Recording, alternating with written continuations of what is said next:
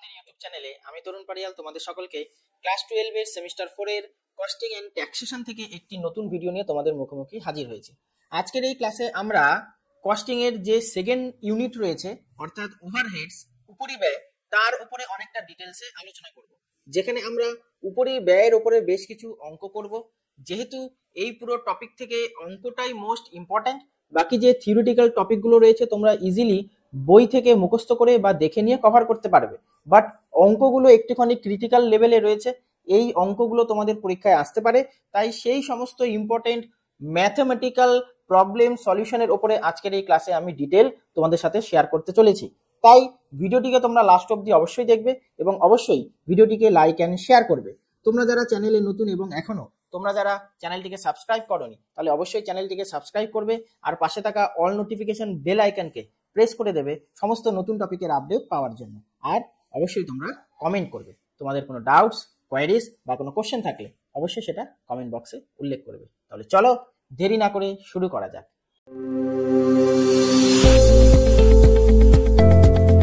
চলো তাহলে আজকের এই ক্লাসে আমরা আজকে কিছু অঙ্ক প্র্যাকটিস করব। তো আজকের এই ভিডিওতে আমরা প্র্যাকটিক্যাল প্রবলেম সলভিং করব এবং কিছু ম্যাথ প্র্যাকটিস করব ওভারহেডস এর উপরে। তো কি অঙ্ক আছে দেখি। প্রথম যে অঙ্ক যেটা দেওয়া হয়েছে, তো সেখানে বলা হয়েছে যে from the following information determine total fixed cost and variable cost per unit by adapting high low point methods and straight line equation method. অর্থাৎ বলা হয়েছে যে আমাদের টোটাল ফিক্সড কস্ট অর্থাৎ স্থির ব্যয়কে ক্যালকুলেট করতে হবে, আর ভেরিয়েবল কস্ট অর্থাৎ পরিবর্তনশীল ব্যয়কে এখানে ক্যালকুলেট করতে হবে কিসের মাধ্যমে? হাই লো পয়েন্ট মেথডের মাধ্যমে। অর্থাৎ খরচ যে বৃদ্ধি হচ্ছে আর কমে যাচ্ছে, তো তার মেথডের ক্যালকুলেশনের মাধ্যমে আমাদের এই অঙ্কটিকে সমাধান করতে হবে।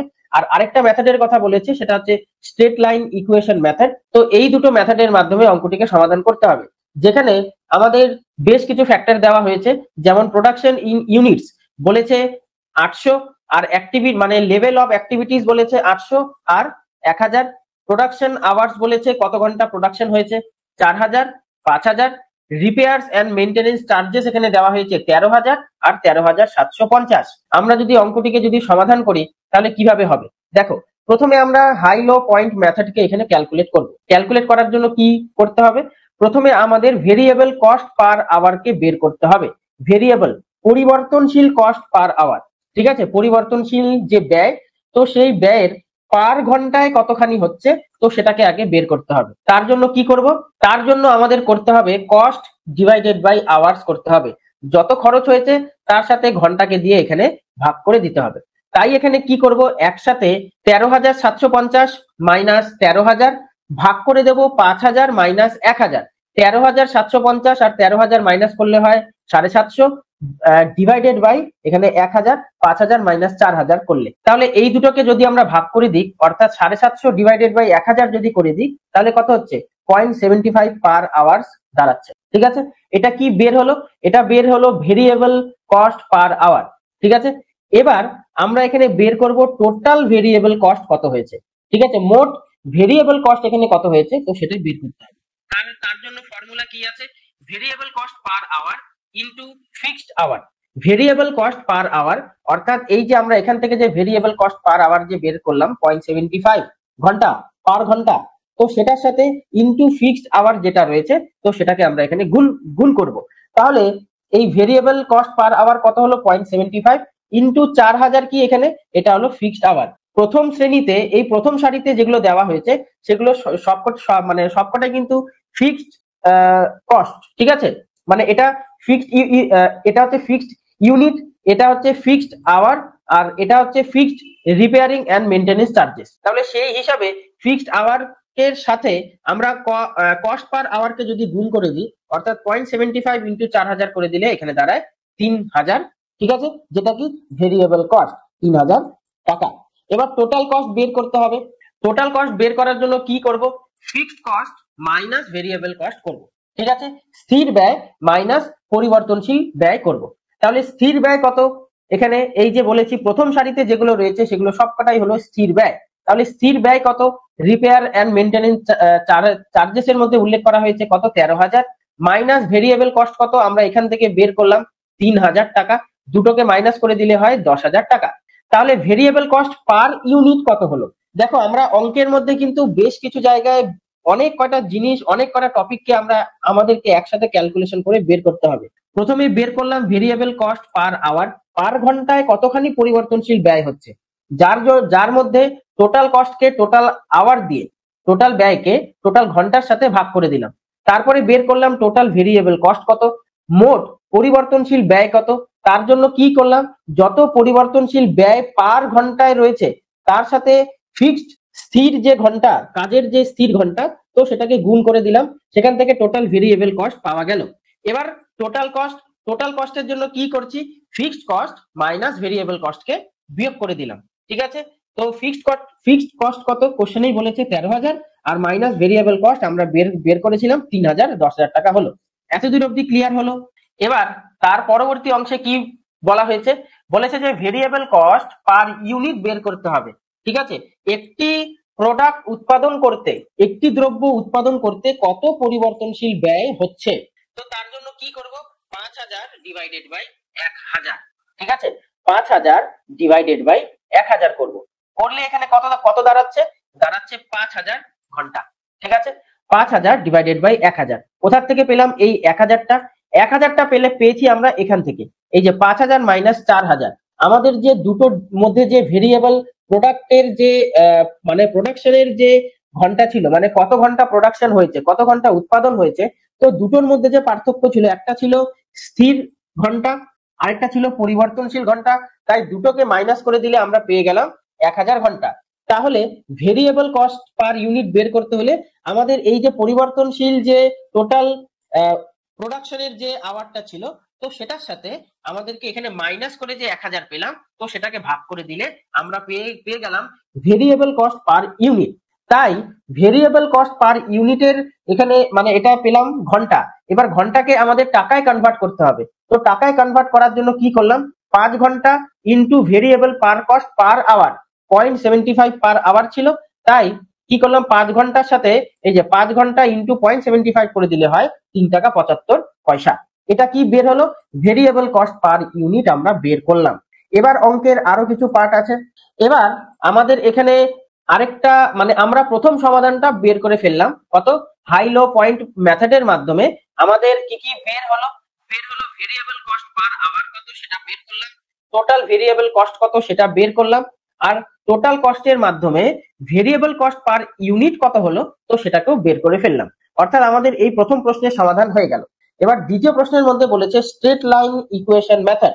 স্ট্রেট লাইন ইকুয়েশন মেথডকে করতে হলে আমাদের বীজগণিতের সাহায্য নিতে হবে। ঠিক আছে, বীজগণিত ছাড়া এই অঙ্কের সমাধান করা সম্ভব নয়। তো বীজগণিতের সাহায্য নেওয়ার জন্য এখানে কি করছি, লিখে দিচ্ছি y is equal to a plus bx। y মানে কি, y হলো টোটাল কস্ট, a হলো ফিক্সড কস্ট, b হলো ভেরিয়েবল কস্ট পার আওয়ার, আর x হলো আওয়ার্স অফ প্রোডাকশন, অর্থাৎ টোটাল ব্যয়, স্থির ব্যয়, আর b ইজ ইকুয়াল টু পরিবর্তনশীল ব্যয় পার ঘন্টায়। ঠিক আছে, আর এক্স হলো আওয়ার্স অফ প্রোডাকশন, কত ঘন্টা কাজ করা হয়েছে। এবার এটাকে আমাদের ইকুয়েশনের মধ্যে নিয়ে আসতে হবে, একটা সমীকরণের মধ্যে নিয়ে আসতে হবে। তার জন্য কি, প্রথমে লো লেভেল তারপর হাই লেভেল দিয়ে ক্যালকুলেশনটা করতে হবে। এবার লো লেভেল আর হাই লেভেল কেন, কারণ এখানে একটা রাশি ছিল কম রাশি, এখানে আবার তার বেশি রাশি ছিল, তাই এটাকেই বলা হচ্ছে লো লেভেল আর হাই লেভেল।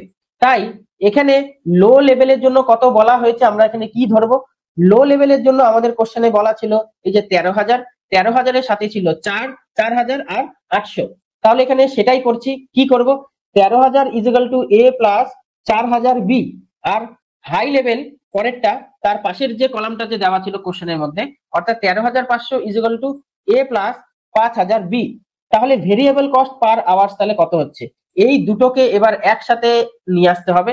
কি করব, 13,750 minus 13,000 is equal to a plus 5,000 b, এখান থেকে মাইনাস a প্লাস 4,000 b এখান থেকে। এবার দুটোকে মাইনাস করে দাও, 13,750 থেকে 13,000 গেলে 750, মাইনাস 5,000 থেকে 4,000-কে আমরা যদি বিয়োগ করে দিই তাহলে হয় 1,000 b। এবার দেখো এখানে এ কিন্তু কেটে যাচ্ছে, তাই এই 5,000 আর 4,000 বিয়োগ করলে হয় 1,000 b বীজগাণিতিক ফর্মুলার হিসেবে। তাহলে বি ইজ ইকুয়াল টু কত হবে, দুটোকে ভাগ করতে হবে, বি ইজ ইকুয়াল টু 750 ভাগ 1,000, তাহলে কত হয় 0.75 পার আওয়ার দাঁড়ায়। যেটা কি আমাদের কত ঘন্টা ভেরিয়েবল কস্ট যে আমরা বের করেছি, এই যে ভেরিয়েবল কস্ট পার আওয়ার, তো সেটা আমরা এই স্ট্রেট লাইন ইকুয়াল মেথডের মাধ্যমে বের করে ফেললাম। আর কি আছে, এবার আমাদের বের করতে হবে ফিক্সড কস্ট কত এই স্ট্রেট লাইন মেথডের মাধ্যমে।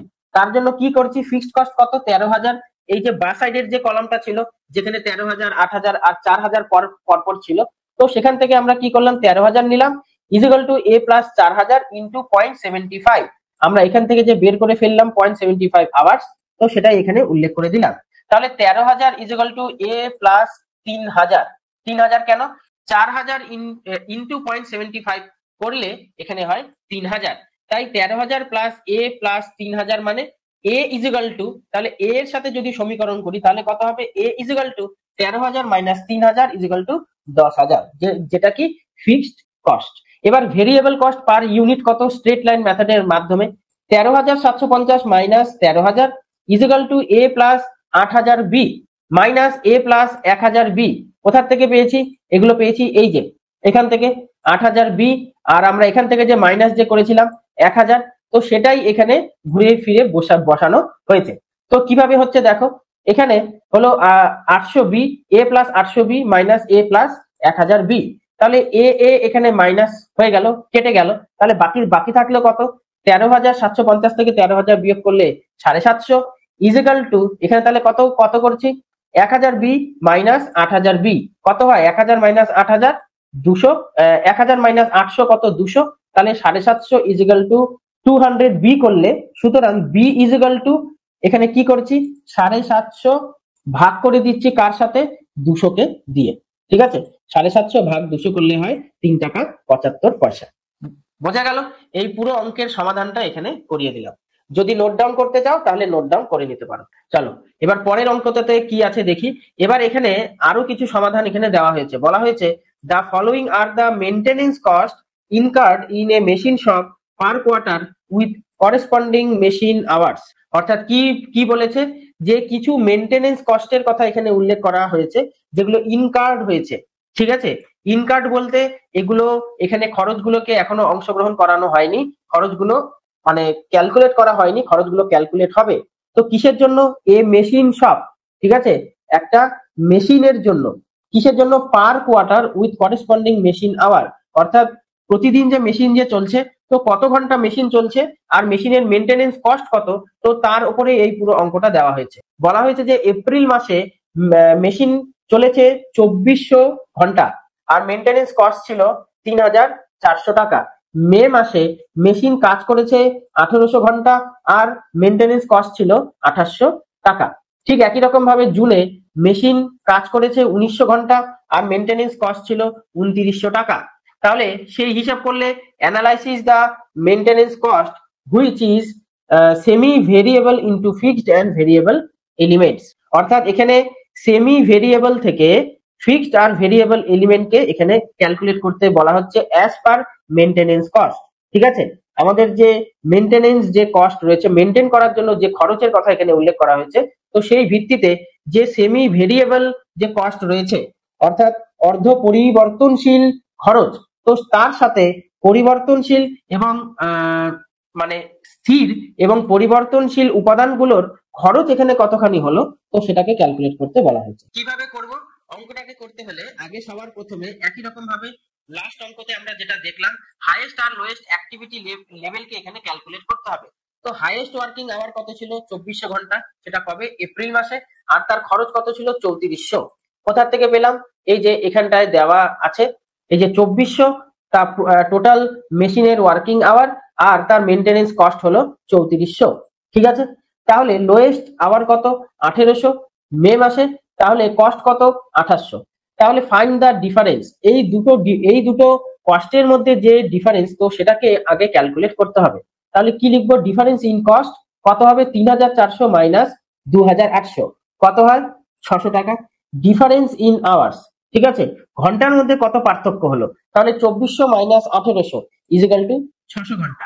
এবার ভেরিয়েবল কস্ট পার আওয়ার তাহলে কত হচ্ছে, দুটো ঘন্টার মধ্যে পার্থক্য কত, দুটো ঘন্টার মধ্যে পার্থক্যের জন্য 600 ডিভাইডেড বাই 600 করলে 1 টাকা পার ঘন্টা বের হচ্ছে। তাহলে ফিক্সড কস্ট কত হচ্ছে, ফিক্সড কস্ট হচ্ছে 2800। 2800 কেন হচ্ছে, কারণ কোশ্চেনের মধ্যে দেখো আমরা একটা জায়গায় 2800 কে বোধহয় ক্যালকুলেট করেছি। একটা মিনিট দাঁড়াও, বলে বলে দিচ্ছি আমি।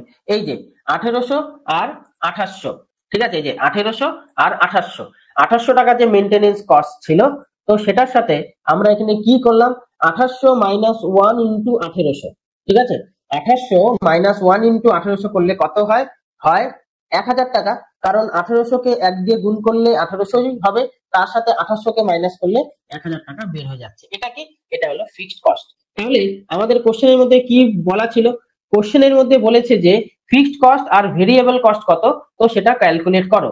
তো আমরা অলরেডি ফিক্সড কস্ট কত হয়েছে, তো সেটা ক্যালকুলেট করে ফেললাম, ঠিক আছে। আর ভেরিয়েবল কস্টের এখানে কি দাঁড়ালো, ভেরিয়েবল যে কস্ট পার আওয়ার ছিল, তো সেটা হলো 1 টাকা পার আওয়ার। বোঝা গেল? মানে একদম কঠিন না, বাট একটু লজিক্যালি কিন্তু না বুঝলে অঙ্কগুলোকে পরীক্ষার সময় লিখতে অসুবিধা হবে। এবার নেক্সট অঙ্কে আরেকটা একটুখানি বড় এবং ক্রিটিক্যাল অঙ্ক দেওয়া হয়েছে। বলা হয়েছে যে XYZ limited produces an article the normal production of which is কত, 13,000 units per month at a total overheads 1,60,000। At full capacity it can produce 17,000 units per month at a total cost of 1,90,000 টাকা।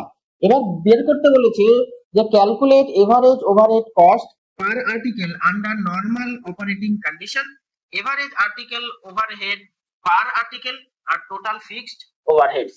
অর্থাৎ কি বলেছে, XYZ limited এর normal যে production, তো সেটা কত, 13,000 ইউনিট, কত পার মান্থে, টোটাল ওভারহেড কত, টোটাল ওভারহেডের উপরে যে উপরিব্যয় সেটা হলো 1,60,000 টাকা। এবার at full capacity it can produce, অর্থাৎ মেশিনের যে ক্যাপাসিটি রয়েছে, তো সেই হিসাবে 13,000 ইউনিট পার মান্থে উৎপাদন করা যেতে পারে, যার খরচ হলো 1,90,000 টাকা। এবার আমাদের ক্যালকুলেট করতে বলেছে যে average overhead cost per article, article বলতে পার প্রোডাক্টের জন্য, পার ইউনিটের জন্য কতখানি আমাদের এভারেজ ওভারহেডের খরচ হলো, উপরিব্যয়ের খরচ হলো, কিসের ভিত্তিতে, আন্ডার নর্মাল অপারেটিং কন্ডিশন, ঠিক আছে, নর্মাল স্বাভাবিক যে অপারেটিং কন্ডিশন রয়েছে, যে শর্তগুলো রয়েছে অপারেটিং এর, ঠিক আছে, তো তার উপরে এভারেজ ওভারহেড কে ক্যালকুলেট করতে বলেছে। আর এভারেজ আর্টিকেল ওভারহেডস পার আর্টিকেল, অর্থাৎ এভারেজ আর্টিকেলের মানে গড় উপরিব্যয় পার প্রোডাক্ট উৎপাদন করতে কত হয়েছে সেটা, আর টোটাল ফিক্সড ওভারহেড মোট স্থির উপরিব্যয় কত, তো সেটাকে ক্যালকুলেট করতে বলেছে। তাহলে এই অঙ্কটাকে কিভাবে করব, অনেকগুলো খণ্ডে বিভাজন করে অঙ্কটাকে করতে হবে। প্রথমে আগে বের করব variable overhead per unit using high low method, যেটা আমরা আগেও দেখলাম হাই এন্ড লো মেথডের মাধ্যমে। এবার পরিবর্তনশীল উপরিব্যয়কে ক্যালকুলেট করব, যার যার জন্য প্রথমে ক্যালকুলেট করতে হবে change in cost, change in cost, অর্থাৎ আমাদের ব্যয়ের মধ্যে কি কি পরিবর্তন হলো সেটাকে আগে ক্যালকুলেট করব। তো বলেছে 1,90,000 টাকা কি ছিল, 1,90,000 টাকা ছিল টোটাল কস্ট, যার সাথে মাইনাস করে দিচ্ছি টোটাল ওভারহেড 1,60,000 টাকা, কত পাওয়া গেল, 30,000 টাকা। এবার চেঞ্জ ইন ইউনিটস, ইউনিটস এর যদি পরিবর্তন হয় বা পরিবর্তন হচ্ছে, তো তার ফলে কি পরিবর্তন হবে, তার ফলে অঙ্কের সমাধান কিভাবে করবো বের, 17,000 মাইনাস 13,000 করলে হয় 4,000। এবার ভেরিয়েবল ওভারহেড পার ইউনিট কত, ভেরিয়েবল ওভারহেড কে অর্থাৎ পরিবর্তনশীল উপরিব্যয়কে বের করার জন্য কি করব, change in cost divided by change in unit, change in cost কত, 30,000 টাকা, divided by change in units, অর্থাৎ এই যে 4,000 টাকা দুটোকে ভাগ করে দাও, কত হয়, 7 টাকা 50 পয়সা, ঠিক আছে। তাহলে ফিক্সড ওভারহেড কত, নর্মাল প্রোডাকশন হচ্ছে কত, 13,000 ইউনিট কোশ্চেনের মধ্যে বলেছে। তাহলে টোটাল ওভারহেড কত, 1,60,000 টাকা, সেটাও বলেছে। তাহলে ভেরিয়েবল পোর্শনের হিসাবে কতখানি হলো, ভেরিয়েবল পোর্শন বলতে এখানে আমাদের যে পরিবর্তনশীল যে ব্যয়, তো তার পোর্শনটা এখানে কতখানি হলো, নর্মাল প্রোডাকশন গুণ আমাদের যে ভেরিয়েবল ওভারহেড পার ইউনিট, ঠিক আছে, পরিবর্তনশীল উপরিব্যয়ের পার ইউনিটে কত খরচ হয়েছে, তো সেটা, অর্থাৎ 13,000 ইন্টু 7 টাকা 50 পয়সা ইজিক্যাল টু 97,500 টাকা। তাহলে ফিক্সড ওভারহেড কত, স্থির উপরিব্যয়, স্থির উপরিব্যয়কে ক্যালকুলেট করতে হলে 1,60,000 টাকা। এটা কি, 1,60,000 টাকা হলো আমাদের কোশ্চেনেই বলেছে এটা হলো টোটাল ওভারহেড এর ভ্যালু, ঠিক আছে। তার সাথে আমরা মাইনাস করবো 97,500 কে, যেটা ভেরিয়েবল পোর্শন। আমরা এখনই যে পরিবর্তনশীল ব্যয়ের যে অংশটাকে বের করলাম, 97,500। তো সেই দুটোকে মাইনাস করে দিলে হয় 62,500। ঠিক আছে, আর কি বলেছে দেখি। এবার আমাদের বের করতে হবে টোটাল কস্টকে, টোটাল কতখানি খরচ হয়েছে। তার জন্য কি করব, 17,000 গুণ 7 টাকা 50 পয়সা।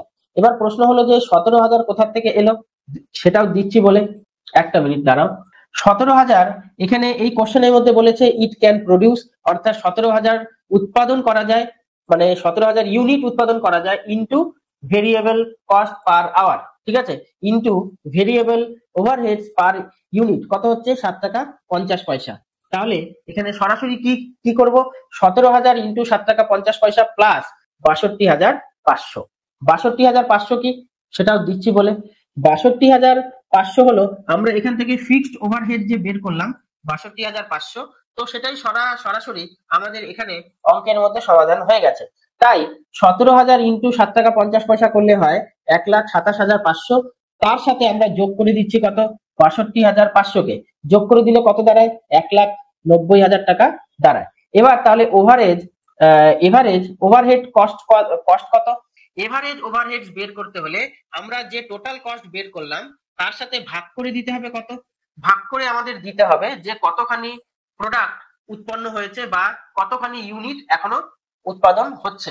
তো তার সাথে ভাগ করতে হবে, অর্থাৎ 1,90,000 ডিভাইডেড বাই 17,000 করলে হয় 11,176, সরি 11 টাকা 176 পয়সা।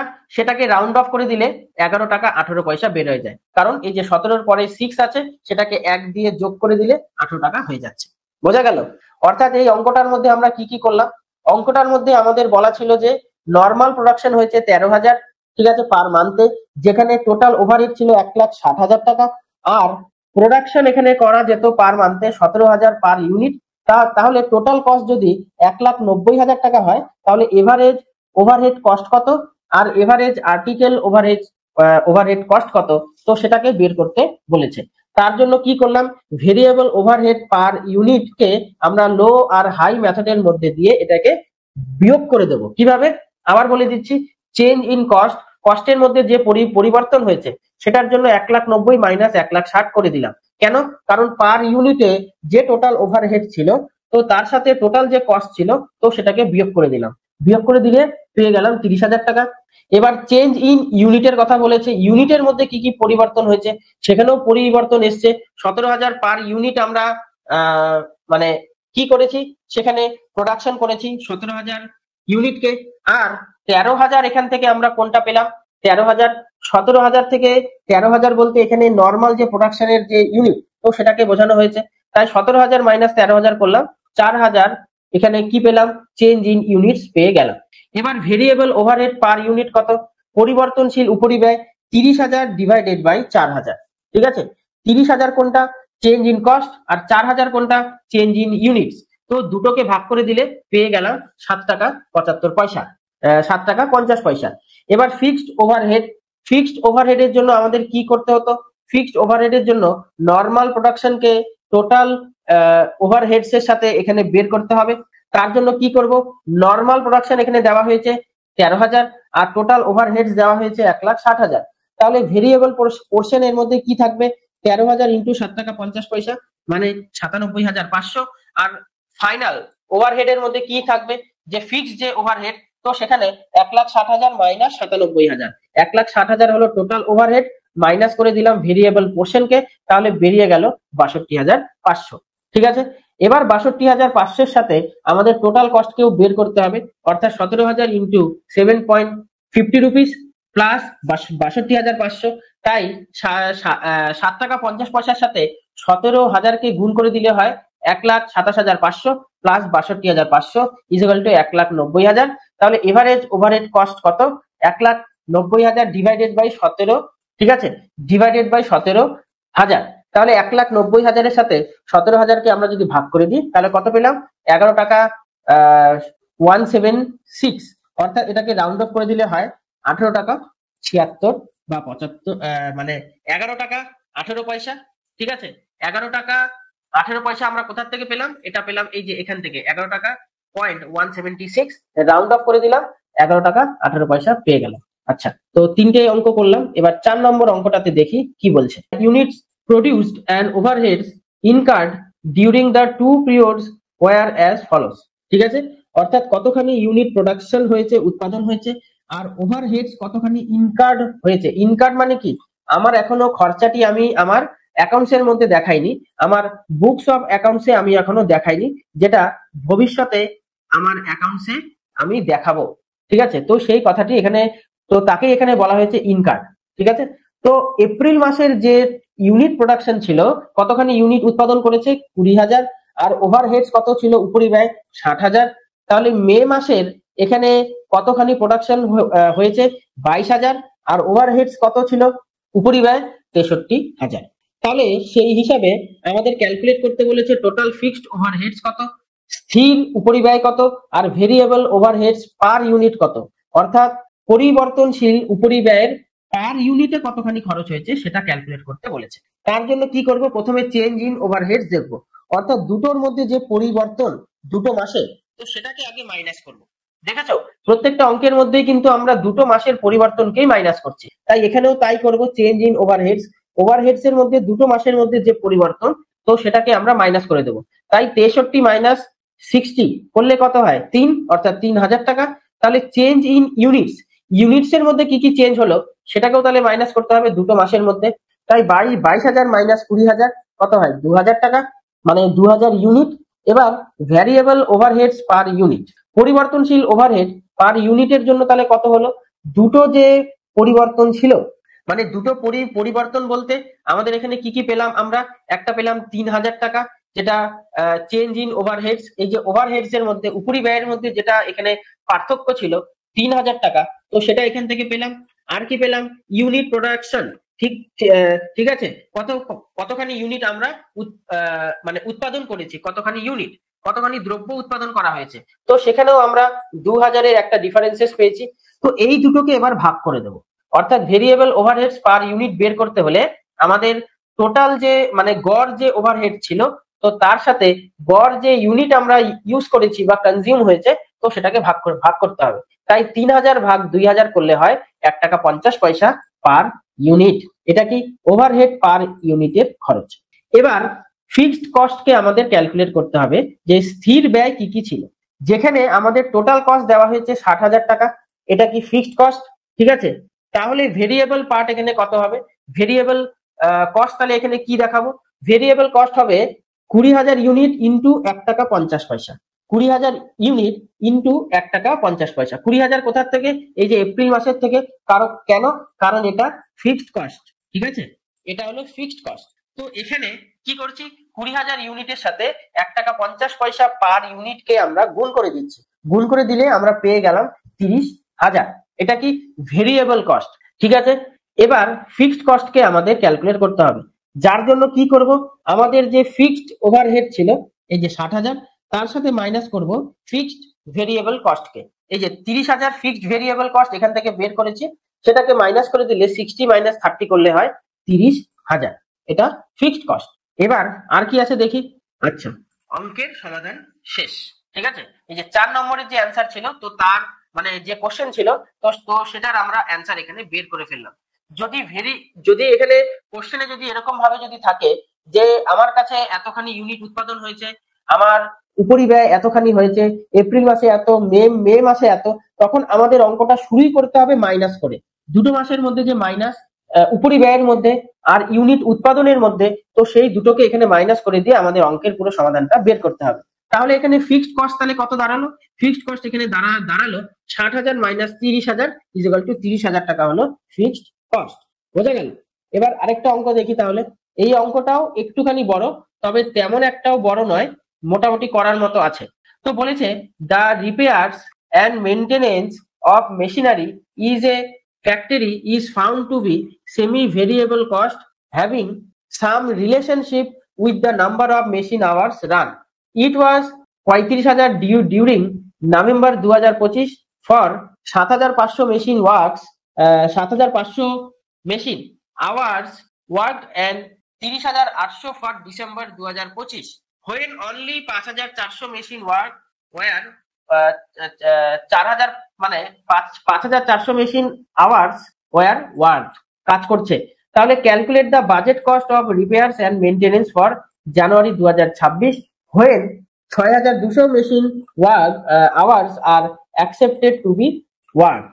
অর্থাৎ কি বলেছে, একটুখানি ঘোরানো অঙ্কটা দিয়েছে, বলেছে যে রিপেয়ার আর মেনটেনেন্সের জন্য কিছু খরচ হয়েছে একটি ফ্যাক্টরির মধ্যে, যেখানে কি আছে সেমি ভেরিয়েবল কস্টের কথা উল্লেখ করেছে, অর্ধ পরিবর্তনশীল খরচ এখানে দেখতে পাওয়া গেছে, যেখানে নভেম্বর 25-এ ছিল 35,000 টাকা। ঠিক আছে, কিসের জন্য? 7,500 মেশিনের কাজ করার জন্য। ঠিক আছে, 7,500 মেশিন যে যত ঘন্টায় কাজ করছে, তো তার উপরে নভেম্বর মাসের যে কি ছিল, এটা প্রোডাকশন ছিল, বা এটাকে আমরা টোটাল কস্ট বলতে পারি। টোটাল কস্ট ছিল 35,000 টাকা। তো এবার এখানে বলেছে 30,800 for December 25 when only 5,400 machine hours were worked. ঠিক আছে, তো এই বিষয়টিকে আমাদের ক্যালকুলেট করার জন্য আবার আগের মতো ডিফারেন্স গুলোকে বের করতে হবে।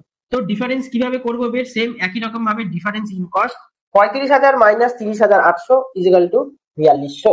35,000 কোথা থেকে পেয়েছি? অঙ্কের মধ্যে এই যে 35,000 টাকা নভেম্বর মাসের কি ছিল, মেশিন মানে মেশিন থেকে কতখানি খরচ হয়েছে, তো সেটা। আর মাইনাস 30,800 কি করলাম?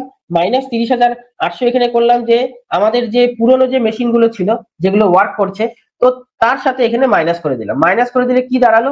4,200। এবার ডিফারেন্স ইন আওয়ার, দুটো সময়ের মধ্যে যে পার্থক্য রয়েছে, তো সেটাকেও এখানে উল্লেখ করতে হবে।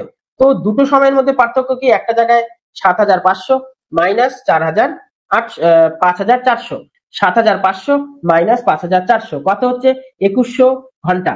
এবার ভেরিয়েবল কস্ট পার আওয়ার্স আমাদের বের করতে হবে। ভেরিয়েবল কস্ট পার আওয়ার বের করতে হলে কি করব? 4200 ডিভাইডেড বাই 2,100 করব, যেখানে 2 টাকা পার ঘন্টার হিসেবে খরচ এখানে পাওয়া গেল। বোঝা গেল? এবার ফিক্সড অ্যাসেট কে ক্যালকুলেট করব।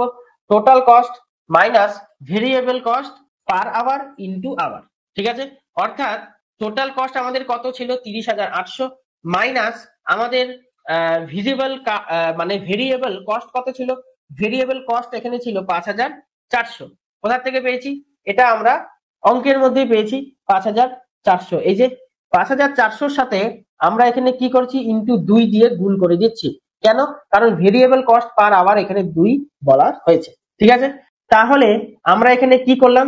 30,800 মাইনাস 5,400 গুণ 2, এটাকে যদি আমরা সমাধান করে দিই, তাহলে 30,800 মাইনাস 10,800 ইজিক্যাল টু 20,000। এটা কি বেরোলো? এটা বেরোলো ফিক্সড কস্ট, এটা বেরোলো ভেরিয়েবল কস্ট। ডিটারমাইন করলাম যে আমাদের দুটো কস্টের মধ্যে কি কি পার্থক্য রয়েছে, তো সেটাকে। এবার এর পরবর্তী অংশে কি আছে? এবার আমাদের budget cost for January 26 K calculate করতে হবে। কেন? কারণ দেখো এখানে একটা বাজেট কস্টের কথাও কিন্তু বলেছে, calculate the budgeted cost of repairing and maintenance. ঠিক আছে, তো তার জন্য এখানে কি করছি? বাজেট কস্ট কে আমরা এখানে ক্যালকুলেট করার জন্য সেম একই রকম ভাবে টোটাল কস্টের সাহায্য নিচ্ছি, যেখানে fixed cost plus variable cost per hour into hours. তাহলে কি হচ্ছে? 20,000 হলো ফিক্সড কস্ট। কোথা থেকে পেয়েছি?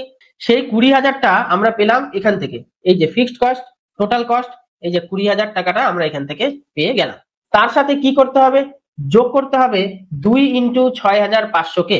2 ইন্টু মানে 2 বলতে আমাদের এখানে এই যে আমরা যে 2 ঘন্টা পার আওয়ার যে বের করেছি ভেরিয়েবল কস্ট পার আওয়ারের থেকে, তো সেই 2 ঘন্টা এখানে যাবে। আর কি কি যাবে বলে দিচ্ছি। সেই 2 ঘন্টাকে নিয়ে আসলাম, ইন্টু করে দিলাম আওয়ার্সকে। কত? 6,200।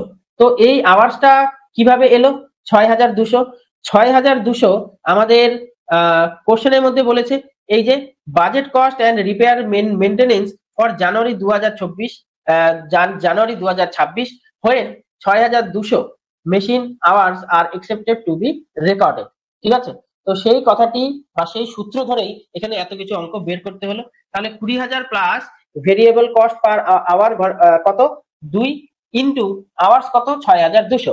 এটাকে যদি আমরা ভেঙে দিই, তাহলে 2,000 ইন্টু 12,400, 2,000 প্লাস 12,400 করে দিলে এখানে হচ্ছে 32,400। বোঝা গেল? তো এইভাবে এই বাজেট কস্টিং এর উপরে যদি কোনো অঙ্ক থাকে, তাহলে সেটাকে আমাদের প্র্যাকটিস করতে হবে, আর তার জন্য আগাম প্রস্তুত থাকতে হবে। ঠিক আছে, তো অঙ্কগুলো খুব একটা কঠিন না, সোজাই আছে। তো অঙ্কগুলোকে শুধুমাত্র ধরে ধরে একটু প্র্যাকটিস করলেই পুরো অঙ্কের সমাধান তোমরা করতে পারবে। ঠিক আছে, তাই আজকে এতটুকুই থাক। নেক্সট ক্লাসে আমরা আরো কিছু অঙ্ক করব। তাহলে আজ এখানেই বিদায় নিচ্ছি। খুব শীঘ্রই আরো কিছু অঙ্কের সম্ভার নিয়ে, আরো কিছু টপিক নিয়ে তোমাদের মুখোমুখি হব। ততক্ষণ ভালো থাকো, সুস্থ থাকো, মন দিয়ে পড়াশোনা করো। জয় হিন্দ, বন্দে মাতরম।